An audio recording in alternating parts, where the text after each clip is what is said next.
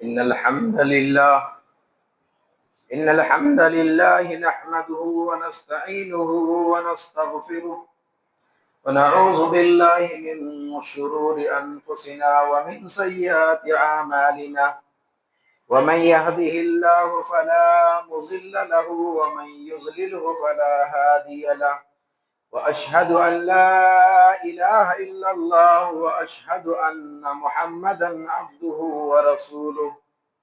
أعوذ بالله من الشيطان الرجيم. بسم الله الرحمن الرحيم. يا أيها الذين آمنوا اتقوا الله حق تقاته ولا تموتن إلا وأنتم مسلمون. يا أيها الناس اتقوا ربكم الذي خلقكم من نفس واحدة وخلق منها زوجها وبث منهما رجالا كثيرا ونساء واتقوا الله الذي تساءلون به والأرحام إن الله كان عليكم رقيبا.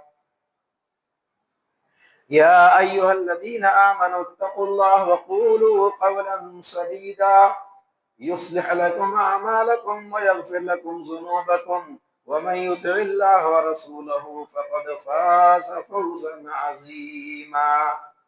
أما بعد فإن أصدق الحديث كتاب الله وخير الهدي هدي محمد صلى الله عليه وسلم وشر الأمور محدثاتها وكل محدثة بدعة وكل بدعة ضلالة وكل ضلالة في النار.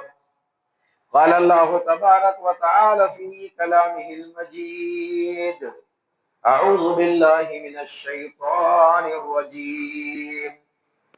بسم الله الرحمن الرحيم. يوم نقول لجهنم هل امتلأت وتقول هل من مزيد وأزلفت الجنة للمتقين غير بعيد هذا ما توعدون لكل أواب حفيظ من خشي الرحمن بالغيب وجاء بقلب منيب ادخلوها بسلام ذلك يوم الخلود. وقال الله تعالى في مقام آخر: بسم الله الرحمن الرحيم. ولا تكونوا كالتي نقضت غزلها من بعد قوة أنكاثا رب اشرح لي صدري ويسر لي أمري واحلل عقدة من لساني يفقهوا قولي رب زدني علما. اللهم رب زدني علما. اللہ رب العالمین کی حمد و ثنا، بڑائی و کبریائی، تعریف و توصیف اسی اللہ رب العالمین کے لیے سزاوار ہے۔ رب کائنات کی مختصر حمد و ثنا کے بعد سارے ہی انبیاء علیہ السلام کی جماعت پر بے شمار انگت درود و سلام نازل ہو، بالخصوص امام الانبیاء جناب محمد رسول اللہ صلی اللہ علیہ وسلم پر، آپ کی آل پر، اور قیامت تک سچی پیروی کرنے والے امت مسلمہ پر۔ اللہم صلی علی محمد وعلی آل محمد کما صلیت علی ابراہیم وعلی آل ابراہیم انکا حمید مجید۔ اللہم بارک علی محمد وعلی آل محمد کما بارکت علی ابراہیم وعلی آل ابراہیم انکا حمید مجید۔ معزز حاضرین جمعہ، پردہ نشین اسلامی ماں اور بہنوں، نوجوان ساتھیوں، پیارے بچوں، آج رمضان المبارک کا یہ آخری جمعہ ہے۔ آخری جمعہ کے تعلق سے ایک بات عرض کر دینا مناسب سمجھتا ہوں۔ ہمارے معاشرے میں اس کو الوداعی جمعہ کہا جاتا ہے، اور جمعوں کے بنسبت رمضان کی آخری جمعہ کو اہمیت دی جاتی ہے، سیلیبریٹ کیا جاتا ہے، الوداعی کے نام سے جانا اور پہچانا جاتا ہے، جبکہ شرعی نقطۂ نظر سے الوداعی جمعہ کے بارے میں کوئی ایک حکم نہیں ہے، جس کو ہم نے اتنا بڑا بنا رکھا ہے، اس جمعہ کے تعلق سے کوئی ایک حکم نہیں ہے، نہ کوئی اس کی الگ سے کوئی فضیلت ہے۔ اسلام کے اندر یہ چیز ہے ہی نہیں ہے۔ بہت سارے لوگ الوداعی جمعہ میں یہ لباس پہنیں گے، اس لیے مخصوص لباس بناتے ہیں۔ ایک الگ سے مسجدوں کی باہر سجاوٹ ہوتی ہے، کیوں؟ اس لیے کہ الوداعی جمعہ ہے۔ اس ذہن کو صاف کیجئے کہ شریعت میں، اسلام میں الوداعی کوئی جمعہ نہیں، ورنہ ہر جمعہ جو نکل رہا ہے وہ الوداعی جمعہ ہے۔ اس لیے اس کی کوئی الگ سے کوئی اہمیت نہیں ہے۔ قرآن و سنت کی روشنی میں، قرآن حدیث کی یہاں الگ سے کوئی حکم موجود ہی نہیں۔ اس لیے پہلے ہم اپنے ذہن کو صاف کریں، ہر جمعہ کی طرح یہ بھی ایک جمعہ ہے۔ میرے بھائیوں، چونکہ آج رمضان المبارک کا 27واں روزہ ہے، 2-3 دن اور بچے ہوئے ہیں اس مہینے کے۔ رمضان المبارک شروع ہونے سے پہلے آپ کو یہ بتایا گیا اور بتایا جاتا بھی ہے، بتایا جانا چاہیے کہ رمضان کا استقبال کیسے کریں۔ پھر رمضان مبارک کا مہینہ آیا، اس کی اہمیت، فضیلت، مسائل کو آپ کے سامنے رکھا جاتا ہے۔ اب چونکہ رمضان ہم سے رخصت ہو رہا ہے، رمضان ہم سے رخصت ہو رہا ہے، جا رہا ہے، اور غور کریں گے تو پتہ چلے گا کہ یہ مہینہ کب آیا اور کب نکل گیا، پتہ ہی نہیں چلا۔ ایسا لگتا ہے کہ ابھی آیا تھا اور ابھی ہی پورے 26-27 روزے نکل گئے، 2 دن بچے ہوئے ہیں، یہ مہینہ ختم ہو جائے گا۔ میرے بھائیوں، اس مہینے میں ہم نے جو کچھ نیکیاں کیے ہیں، اس مہینے میں ہم نے جو عبادتیں کیے ہیں، اس مہینے میں ہم نے جو بھی خیر کا کام کیا ہے، یاد رکھیے جو عمل ہم نے کیا ہے اس سے زیادہ ضرورت اس بات کی ہے کہ ہم اپنے ٹوٹی پھوٹی نیکیوں کی حفاظت کرنا سیکھیں، ان کو محفوظ کرنا سیکھیں، نیکیوں کو بچانا سیکھیں۔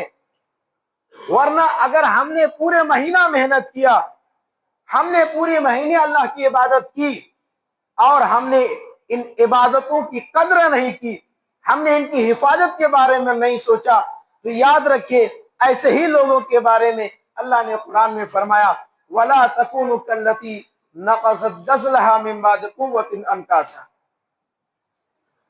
کیا میرے بندو، تم اس عورت کی طرح نہیں ہو جانا جس نے دھاگا تیار کیا، جس نے سوت بنایا، چرخے پہ دھاگا تیار کرنے کے بعد جب وہ دھاگا اس لائق ہو گیا کہ اسے بازار میں لے جا کر کے بیچ کر کے اس کی قیمت سے فائدہ اٹھایا جائے، اس عورت نے کینچی اٹھائی اور دھاگے کو توڑ ڈالا، کاٹ ڈالا، برباد کر ڈالا۔ اسی لیے اللہ رب العالمین فرماتا ہے وَلَا تَكُونُوا كَالَّتِي نَقَضَتْ غَزْلَهَا مِن بَعْدِ قُوَّةٍ أَنْكَاثًا۔ اے میرے بندو، تم اس بوڑھیا عورت کی طرح نہیں ہونا جس نے محنت کرنے کے بعد جب دھاگا تیار ہو گیا پھر کینچی اٹھائی اور دھاگے کو خود ہی کاٹ ڈالا، برباد کر ڈالا۔ ہم نے یہ 1 مہینے جو عبادت کی ہے، ہمیں اللہ تبارک و تعالیٰ سے ڈرتے رہنا چاہیے۔ اس میں ہم نے جو نمازیں پڑھی ہے، جو روزہ رکھا ہے، جو قرآن کی تلاوت کیا ہے، جو صدقہ و خیرات کیا ہے، اس کے بعد بھی ہمیں اللہ تعالیٰ سے ڈرتے رہنا چاہیے۔ پتہ نہیں یہ عبادت اللہ کے بارگاہ میں قبول ہوگی کہ نہیں ہوگی، اللہ تعالیٰ قبول کرے گا کہ بھی نہیں کرے گا۔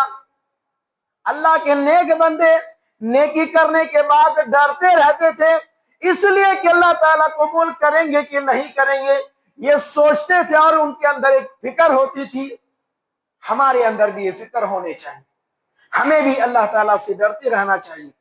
ہم نے نیکیاں تو کی ہے، لیکن اے اللہ اس کی کوئی گارنٹی نہیں ہے کہ تو قبول کر لے گا، لہذا ہمیں اللہ سے دعا کرنا چاہیے کہ اللہ نیکیاں ہم نے کی ہے، جو ہمارے بس میں تھا وہ ہم نے کیا ہے، اللہ تو اپنے فضل و کرم سے ہماری نیکیوں کو قبول فرما لے۔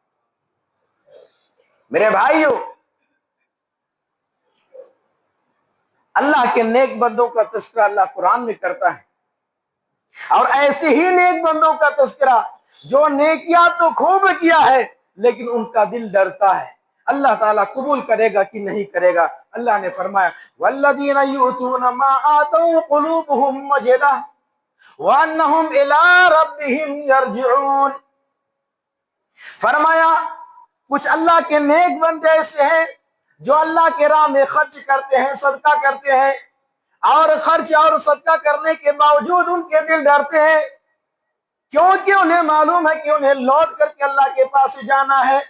وہ اس لیے ڈرتے ہیں کہ ہماری یہ نیکیاں ہم نے اللہ کے گھر میں جو لگایا ہے، اللہ کے راستے میں جو خرچ کیا ہے، اللہ قبول کرے گا کہ نہیں کرے گا۔ میرے بھائیوں، جب یہ آیت کریمہ نازل ہوئی، ام عائشہ رضی اللہ عنہا اللہ کے نبی صلی اللہ علیہ وسلم سے سوال کرتی ہے کہ اللہ کے نبی آپ یہ بتائیے یہ کون لوگ ہیں جو ڈرتے ہیں؟ کیا وہ لوگ ہیں جو چوری کرتے ہیں؟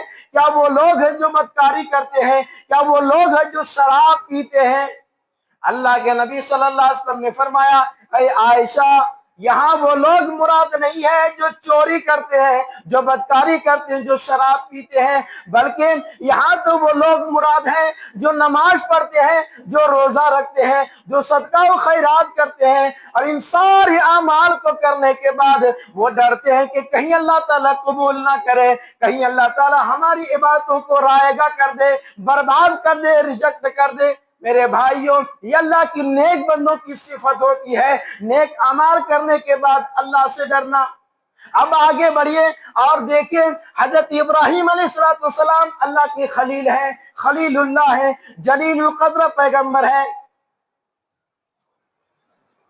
حضرت ابراہیم علیہ السلام روئے زمین میں پوری کائنات کے اندر اپنے دور میں اکیلا مسلمان۔ حضرت ابراہیم علیہ السلام اپنے بیٹا اسماعیل علیہ السلام کو لے کر کے اس روئے زمین کے اندر اللہ کا پہلا گھر خانہ کعبہ تعمیر کر رہے ہیں۔ آج ہماری حالت کیا ہے؟ ہم کہیں دینی جگہوں پر، مسجد میں، مدرسے میں اگر 10,000 20,000 چندہ دیتے ہیں، تعاون کرتے ہیں، ہمیں بڑا فخر ہوتا ہے، ہم یہ کہنے پر مجبور ہوتے ہیں ہمارا پیسہ وہاں لگا ہے۔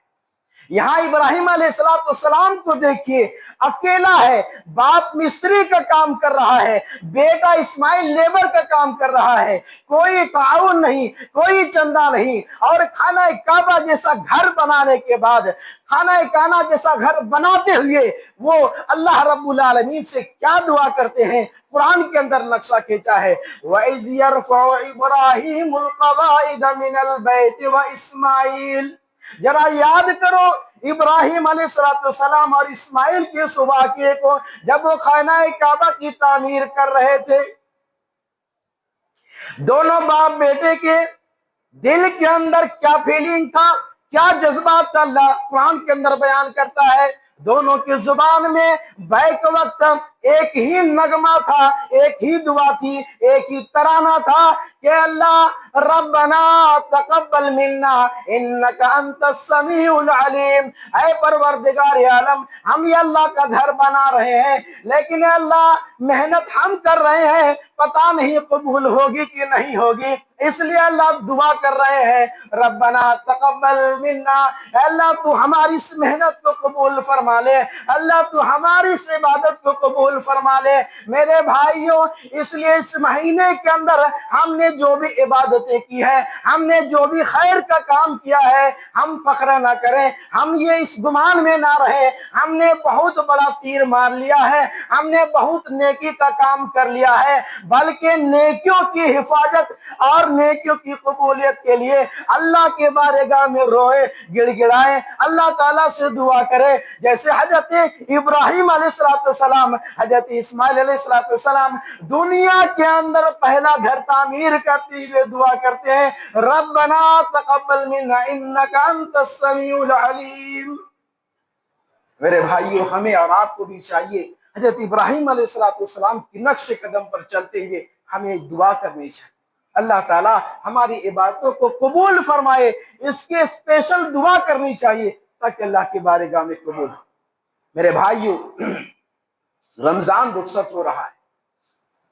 اس مہینے نے ہمیں سبق کیا دیا ہے، یا اس مہینے سے ہم نے سبق کیا لیا ہے؟ میرے بھائیو، یہ 13-14 گھنٹہ بھوک پیاس کی شدت کو ہم نے برداشت کیا ہے۔ یہ رمضان یہ سبق دے رہا ہے کہ اسلام آرام پرستوں کا دین نہیں ہے۔ اسلام ہم یہ سوچے کہ گھر بیٹھے بیٹھے دین کا کام ہو جائے، ایسا نہیں ہے۔ اسلام مشقت کا نام ہے، اسلام محنت کرنے کا نام دین ہے، اسلام قربانی چاہتا ہے، قربانی دینے کا نام دین ہے۔ اسلام ہم سے چاہتا ہے کہ ہم محنت کریں، دین کے اندر محنت کریں، اور یہ دل کے اندر یہ جذبہ بھی ہونا چاہیے۔ میرے بھائیوں، نبی صلی اللہ علیہ وسلم کی سیرت اٹھا کر کے دیکھیں۔ اللہ کے نبی صلی اللہ علیہ وسلم جب غار حرا جاتے ہیں، غار حرا میں آپ موجود ہوتے ہیں اور حضرت جبرائیل علیہ السلام آتے ہیں۔ نبی صلی اللہ علیہ وسلم گھبرا کر کے گھر آتے ہیں، اور گرمی کا موسم ہے، لیکن اللہ کے نبی صلی اللہ علیہ وسلم کانپ رہے ہوتے ہیں، اس لیے اپنی بیوی سے کہتے ہیں مجھے چادر اوڑھا دو۔ اللہ کے نبی صلی اللہ علیہ وسلم چادر اوڑھ کر گھر میں آرام کر رہے ہوتے ہیں۔ اتنے ہی میں اللہ رب العالمین کی طرف سے حضرت جبرائیل علیہ السلام یہ پیغام لے کر آتے ہیں، یا ایھا المدثر قم فانذر، اے چادر اوڑھنے والے، اب آرام کا ٹائم نہیں ہے، اے چادر اوڑھنے والے تم کھڑے ہو جاؤ، فانذر، لوگوں کو ڈراؤ۔ میرے بھائیو، اسلام یہ جو دین ہے یہ ایکٹیویٹی کا نام ہے، محنت کرنے کا نام ہے، قربانی دینے کا نام ہے۔ اسی لیے پیارے نبی صلی اللہ علیہ وسلم سے کہا جا رہا ہے، اور ایسے ٹائم میں، ایسے وقت میں کہ آپ گھبرا کر کے آرام کر رہے ہیں، اللہ کا حکم آتا ہے اب آرام کی ضرورت نہیں ہے، اب اٹھیے اور لوگوں کو ڈرائیے۔ اسلام نے یہ سبق دیا ہے کہ اسلام مشقت کا نام ہے، اسلام محنت کرنے کا نام ہے۔ یہ رمضان کا سبق ہے۔ دوسرا رمضان کا ایک بڑا سبق یہ ہے، رمضان نے ہمیں یہ سکھایا کہ اللہ کا ڈر کیا ہوتا ہے، اللہ کا ڈر کیا ہوتا ہے، اور یہ رمضان کے روزے کا اصل مقصد یہی ہے۔ اللہ رب العالمین نے فرمایا کہ لعلکم تتقون، اے لوگو، یہ روزہ جو تم پر فرض کیا گیا ہے اس لیے فرض کیا گیا ہے کہ تم متقی بن جاؤ، تم پرہیزگار بن جاؤ، تمہارے اندر اللہ کا ڈر آ جائے۔ میرے بھائیو، مہینہ رخصت ہو رہا ہے، ہمیں اور آپ کو اپنے گریبان میں اپنے سینے پر ہاتھ رکھ کر کے جائزہ لینا چاہیے، اپنے گریبان میں جھانک کر دیکھنا چاہیے کہ واقعی میں کیا ہم متقی بن گئے، واقعی میں کیا ہم پرہیزگار بن گئے، واقعی میں اللہ جو چاہتا ہے روزے کی مقصد سے کیا ہم نے اس مقصد کو پا لیا۔ رمضان کا یہ دوسرا اہم سبق ہے کہ اللہ کا ڈر کیا ہوتا ہے، یہ ہم نے سیکھا ہے۔ میرے بھائیو، 5 ٹائم نماز میں ہم وضو کرتے ہیں، کلی کرتے ہیں، پانی منہ کے اندر جاتا ہے، پانی حلق تک جاتا ہے، لیکن کبھی اتنی ہمت نہیں ہوتی ہے کہ 2-4 بوند حلق سے نیچے اتار لیں تاکہ اندر حلق کے اندر تراوٹ مل جائے۔ کیا مجال کسی کو کہ 1-2 بوند، 1-2 قطرے حلق کے اندر ڈال لے، اور اگر ڈال لے تو کسی کو پتہ بھی نہ چلے، لیکن میرے بھائیو اس کے باوجود حلق سے اس پانی کو باہر نکال کر کے پھینک دیا جاتا ہے، پھینک دیتے ہیں۔ آخر کیوں؟ کون سا جذبہ ہے؟ اسی جذبے کا نام تقویٰ ہے۔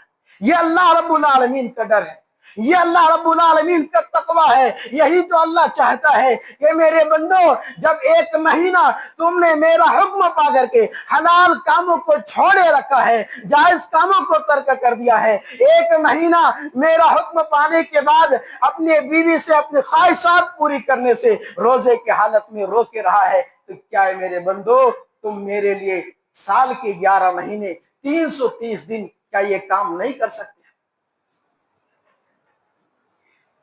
جب میرا حکم پایا تو حلال چیزوں کو چھوڑا، جب میرا حکم پایا حلال ہی نہیں اپنی ضرورت کو ترک کر دیا ہے، تو کیا تم حرام چیزوں کو نہیں چھوڑ سکتے ہو؟ میرے نوجوان ساتھیوں، آج کتنے لوگ اس بیماری میں ملوث ہیں کہ آج سگریٹ پی رہا ہے، گٹکا کھا رہا ہے اور تمباکو نوشی کر رہا ہے، شراب پی رہا ہے۔ میرے بھائیو، یہ چیزیں حرام ہے، یہ چیزیں حرام ہے شریعت کے نظر میں۔ تو کیا حلال چیزوں کو چھوڑ کر کے یہ رمضان نے یہ سبق دیا ہے، تو کیا ہم حرام چیزوں کو نہیں چھوڑ سکتے؟ ظاہر سی بات ہے، جب حلال چیزوں کو ہم نے چھوڑ دیا ہے اور چھوڑ سکتے ہیں، تو پھر حرام چیزیں چھوڑنا ہمارے لیے اور آسان ہونا چاہیے۔ میرے بھائیوں، اس گٹکے کی لت اور نشے نے ہمیں اتنا اندر سے کھوکھلا کر دیا ہے کہ ایک کافر بھی اگر ہمیں نظر اٹھا کر دیکھ لے تو دم دبا کر کے بھاگنا پڑتا ہے۔ اندر سے ہمارے نوجوانوں کی حالت بالکل کھوکھلا ہو چکا ہے۔ ایسے ٹائم میں، ایسے وقت میں، ایسے موقع پر ہم دیکھ رہے ہیں کہ فلسطین کے اندر معاملہ کیا ہے، کس قدر کی بمباری ہو رہی ہے۔ میرے نوجوان ساتھیوں، تم ابھی بھی ریل بنانے میں، ریل دیکھنے میں، تم ابھی بھی غلط چیزوں میں اور حرام کامیوں میں لگے ہوئے ہو۔ کب تم اس مجبور اور مظلوم انسانوں کے حق میں، مسلمانوں کے حق میں خلوص للہیت کے ساتھ گناہوں کو چھوڑ کر کے، برائیوں کو چھوڑ کر کے، کب تم اس کے لیے اپنے ہاتھ اٹھا کر دعا کرو گے؟ کب آئے گا وہ وقت کہ ہم برائیوں کو چھوڑیں، حرام کامیوں کو چھوڑیں اور کم سے کم کچھ وقت نکال کر کے ہم ان مظلوم مسلمانوں کے حق میں دعا کریں؟ ہماری ذمہ داری نہیں ہے؟ وہ بھی ہمارے بھائی ہیں، وہ بھی ہمارے بھائی ہے۔ وقت اس بات کا تقاضا کر رہا ہے، وقت ہمیں اس بات کو چاہتا ہے، حرام کاری کو چھوڑے، بدکاری کو چھوڑے، گناہوں کو چھوڑو، نیک کام کی طرف آگے آ کر کے ہم اپنے لیے اور ان کے لیے بھی دعائیں خیر کریں۔ یہ وقت اس بات کا تقاضا کر رہا ہے میرے بھائیوں۔ تو رمضان کا ایک سبق ہمیں یہ ملا ہے کہ اللہ کا ڈر کیا ہوتا ہے، یہ رمضان نے دیا ہے۔ پھر کیسا ڈر ہے کہ رمضان جا رہا ہے، مسجدیں خالی ہونے لگی ہے، رمضان چلا جاتا ہے، ہم مسجد سے دور ہو جاتے ہیں۔ رمضان میں جس طرح ہم نے نمازوں کی اہتمام کیا ہے، ہم نے تہجد کا اہتمام کیا ہے، ہم نے جس طرح نیک کاموں کا اہتمام کیا ہے، لیکن افسوس صد افسوس، رمضان رخصت ہوتے ہوتے یہ ساری نیکیاں، سارے جذبے، سارے شوق ہمارے کمزور اور سست پڑ جاتے ہیں۔ رمضان کے روزے نے ہمیں ایک سبق دیا ہے کہ رمضان میں ہمیں ایک ایسی لذت ملتی ہے جو سال کے 11 مہینے وہ لذت نہیں ملتی ہے، اور اس لذت کا نام ہے نماز تہجد۔ تہجد کو جس بھائی کو یہ چسکا لگ جائے، وہ رات کے چاہے 12، 1، 2 بجے کیوں نہ سوئے، وہ رات کے 3، 4 بجے اٹھ کر کے تہجد کا اہتمام کرتا ہے۔ یہ رمضان نے ہمیں یہ سبق دیا ہے، اس کو ہمیں باقی رکھنا چاہیے کہ 11 مہینے بھی اٹھ کر کے ہم اللہ رب العالمین کی عبادت کریں، کیونکہ وہ عبادت کی گھڑی ایک ایسی گھڑی ہے کہ سارے دنیا سو رہی ہو اور آپ اللہ کی عبادت کر رہے ہو، اللہ تبارک و تعالیٰ آپ کی دعاؤں کو قبول کرتا ہے، اللہ آپ کی باتوں کو سنتا ہے، اللہ آپ کی ضرورتوں کو پوری کرتا ہے۔ اللہ تبارک و تعالیٰ ایسے ہی نیک بندوں کے بارے میں قرآن کے اندر فرماتا ہے، وَكَانُوا قَلِيلًا مِّنَ اللَّيْلِ مَا يَهْجَعُونَ۔ میرے نیک بندے جو ہوتے ہیں، میرے قریبی بندے جو ہوتے ہیں، وہ رات کو بہت کم سوتے ہیں۔ سورہ سجدہ کے اندر اللہ نے فرمایا تتجافى جنوبهم عن المضاجع يدعون ربهم خوفا وطمعا، کہ اللہ کے نیک بندے وہ ہوتے ہیں جو بستروں پر کروٹ بدلتے رات گزار دیتے ہیں، جو رات کے لیے قیام کرتے ہیں، رکوع اور سجدہ کرتے ہیں۔ میرے بھائیو، یہ نماز تہجد کی یہ لذت دیکھ رہا ہے تو نماز تراویح سے دیکھیے، اور یہ نماز تراویح رمضان نے یہ تہجد کا ہمارے اندر جذبہ اور ایک سبق دیا ہے۔ میرے بھائیو، ماہ رمضان نے ہمیں ایک سبق دیا ہے کہ صبر کرنا کس کو کہتے ہیں، یہ رمضان نے سکھایا ہے۔ برداشت کرنا کس کو کہتے ہیں، رمضان نے سکھایا ہے۔ اگر دو آدمیوں کے بیچ میں لڑائی ہو جائے تو رمضان نے یہ سبق دیا ہے کہ فلاں شخص اگر کوئی کسی کو گالی دے رہا ہے، کوئی کسی سے لڑ رہا ہے، وہ سامنے والا کہتا ہے بھائی میں روزے سے ہوں، میں نے روزہ رکھا ہوا ہے۔ میرے بھائیوں، یہ رمضان ہمیں یہ برداشت کرنے کا اور صبر کرنے کا سبق سکھاتا ہے۔ اسی لیے بھوک لگنے کے باوجود، پیاس لگنے کے باوجود، کھانا اور پانی رہنے کے باوجود ہم برداشت کر رہے ہوتے ہیں۔ کیوں؟ کیونکہ رمضان نے ہمیں یہ تعلیم دیا ہے۔ میرے بھائیوں، رمضان نے ہمیں یہ بھی سکھایا ہے کہ ہر مشکل کے بعد، ہر مشقت کے بعد، ہر پریشانی کے بعد آسانی ہے۔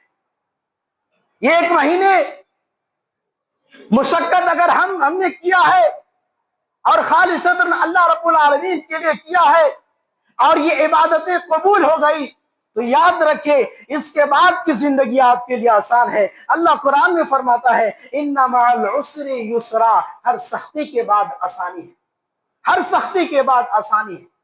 ہم اگر چاہتے ہیں کہ یہ جو پریشانیاں ہیں، یہ مشقتیں ہیں، اگر ہم خوش دلی کے ساتھ اس کو قبول کرتے ہیں تو پھر آنے والی زندگی ہمارے لیے بڑا ہی آسان ہو جاتا ہے۔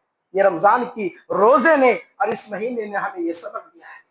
میرے بھائیوں، رمضان کے ہمیں بہت کچھ سکھایا ہے۔ ہمیں رمضان نے ٹائم ٹیبل کی پابندی کرنا سکھایا ہے۔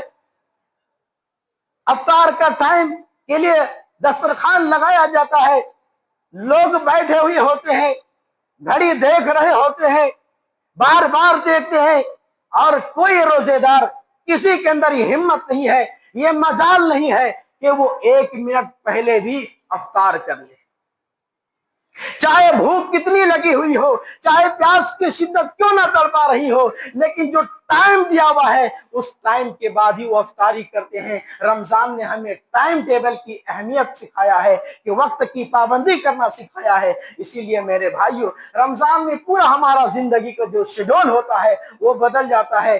یہ شیڈول کا بدلنا اور ٹائم کی پابندی کرنا اگر کسی نے سکھایا تو رمضان نے سکھایا ہے۔ اس لیے میرے بھائیوں، ایسا نہیں ہے کہ رمضان کے مہینے میں آپ نے کام کو بالکل الگ کر دیا ہے۔ کام بھی ہوا ہے اور ہم نے روزہ بھی رکھا ہے، کام بھی کیا ہے، ہم نے نماز تراویح بھی پڑھی ہے، کام بھی کیا ہے، اور ہم نے 5 وقت بعد جماعت نماز بھی ادا کیا ہے۔ تو کیا یہ کام غیر رمضان میں نہیں ہو سکتا ہے؟ سوچنے اور غور کرنے کی بات ہے۔ جب اس مہینے میں کر سکتے ہیں اور اس مہینے میں بالکل ایک جذبے کے ساتھ کرتے ہیں، تو بھائی نماز کا مسئلہ، رمضان کا مسئلہ تو ایسا ہے کہ 1 مہینے کے لیے ہے، لیکن نماز کا مسئلہ تو پوری زندگی ہے۔ پوری زندگی کے لیے فرض کیا گیا ہے۔ جب تک ہماری زندگی میں سانسیں چل رہی ہے، وَاعْبُدْ رَبَّكَ حَتَّى يَأْتِيَكَ الْيَقِينُ، ہم اللہ کی عبادت کب تک کریں؟ اس وقت تک کریں گے جب تک زندگی چل رہی ہے، سانسیں دوڑ رہی ہے۔ تو میرے بھائیوں، اس کام کو غیر رمضان میں بھی کرنا ہے۔ رمضان نے یہ سبق دیا ہے کہ یہاں ٹائم ٹیبل کی پابندی کرنا سکھایا ہے۔ اس کو سیکھ کر کے ہمیں بھولنے کے لیے نہیں کہا گیا ہے۔ رمضان کے بعد بھی اس کو ہم اپنے زندگی میں داخل کرنے کی کوشش کریں گے۔ میرے بھائیوں، چونکہ وقت ہو چکا ہے، یہیں سے میں اپنی بات کو ختم کرتا ہوں، اور آخر میں ایک ریکویسٹ، ایک گزارش اور ایک اپیل کرتا ہوں۔ پہلی بات یہ کہ الحمدللہ ہم اور آپ مسلمان ہیں۔ مسلمان کا جو اصل پہچان اور شعار ہے، مسلمان جانا اور پہچانا جاتا ہے، وہ نماز کی بدولت ہے۔ مسلمان جانا پہچانا جاتا ہے نماز کی بدولت۔ یہاں سے یہ عہد کر کے جائیں، بالخصوص ہمارے بزرگ، بالخصوص ہمارے نوجوان، بالخصوص چھوٹے بچے، ہماری مائیں اور بہنیں، کہ جس طرح ہم اس مہینے کے اندر باجماعت نماز پڑھنے کا اہتمام کیا ہے، چاہے مسجد میں ہو، مسجد کے باہر ہو، جہاں بھی موقع ملے ہم نے نمازوں کی اہتمام کیا ہے، نمازوں کی حفاظت کی ہے۔ یہ عہد کریں اللہ رب العالمین سے، یہ وعدہ کریں اللہ رب العالمین سے کہ اللہ تبارک و تعالی ہم باقی 11 مہینے بلکہ پوری زندگی اسی طرح نمازوں کی حفاظت کریں گے۔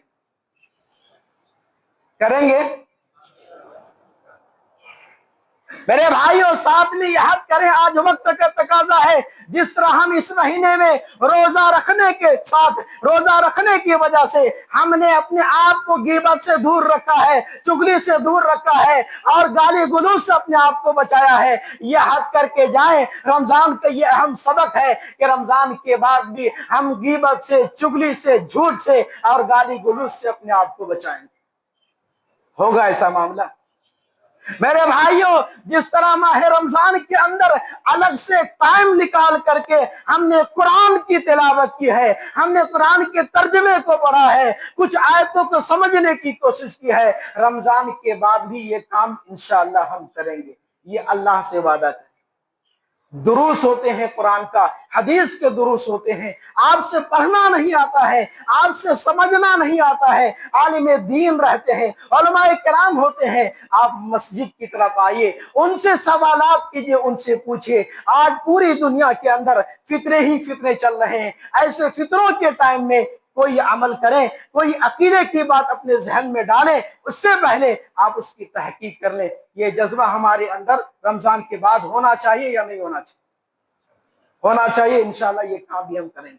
میرے بھائیوں جس طرح اسپیشل طریقے پر ہم نے رمضان کے مہینے میں خصوصاً دعاؤں کا اہتمام کیا ہے، رمضان کے بعد کیا دعا کی ضرورت نہیں ہوئی؟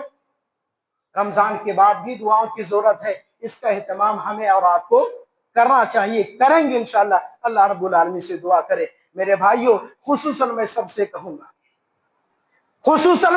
کہوں گا کہ اپنی دعاؤں کے کونے میں ان مظلوم اہل غازہ کے حق میں بھی دعاؤں میں یاد رکھیے۔ ویڈیو دیکھ کر رونا آتا ہے، دل تڑپتا ہے، لیکن ہم یہاں سے کم ان کے حق میں دعا کر سکتے ہیں۔ میرے بھائیوں یہاں رہ کر کے ہم ان کے حق میں دعا کریں۔ ہم خطاکار ہیں، گنہگار ہیں۔ اللہ رب العالمین سے میں دعا کرتا ہوں کہ اللہ تعالیٰ ہم سب کے خطاؤں گناہ کو معاف فرمائے۔ اللہ العالمین ہمارے نماز تراویح کو قبول فرمائے۔ اللہ العالمین ہمارے روزے کو قبول فرمائے۔ اللہ العالمین ہمارے آخری جو عشرہ ہے ان تمام عبادتوں کو قبول فرمائے۔ اللہ ہمارے صدقات و زکات کو قبول فرمائے۔ اللہ العالمین جو پریشان حال ہے ان کی پریشانی کو دور فرما۔ اللہ العالمین جو روزی روٹی کے مسائل میں پریشان ہے، اللہ روزی روٹی کے مسائل میں آسانیاں اور برکتیں عطا فرما۔ جو اولاد سے پریشان ہے اللہ ان کی اولاد کو اللہ کی فرمانبرداری کرنے والا، والدین کی فرمانبرداری کرنے والا بنا دے۔ اللہ العالمین جن کے یہاں اولاد نہیں ہے اللہ نیک اولاد عطا فرما، جن کے نکاح نہیں ہوئے اللہ نیک جوڑا نصیب فرما۔ اللہ العالمین ہر بیٹے ہر اولاد کو والدین کی فرمانبردار بنا اور ہر والدین کو اولاد کے لیے بہتر اور خیر خواہ بنا۔ اللہ العالمین ہم سے جو کچھ بھی ٹوٹی پھوٹی باتیں ہوئی ہے اللہ تعالیٰ تو شرف قبولیت سے نوازے۔ اللہ العالمین خصوصاً فلسطین اور سیریا اہل غازہ کے مسلمانوں کے حق میں اللہ ہم سب کی دعا کو قبول فرما، غائبانہ طور پر اللہ تو مدد عطا فرما۔ آمین یا رب العالمین۔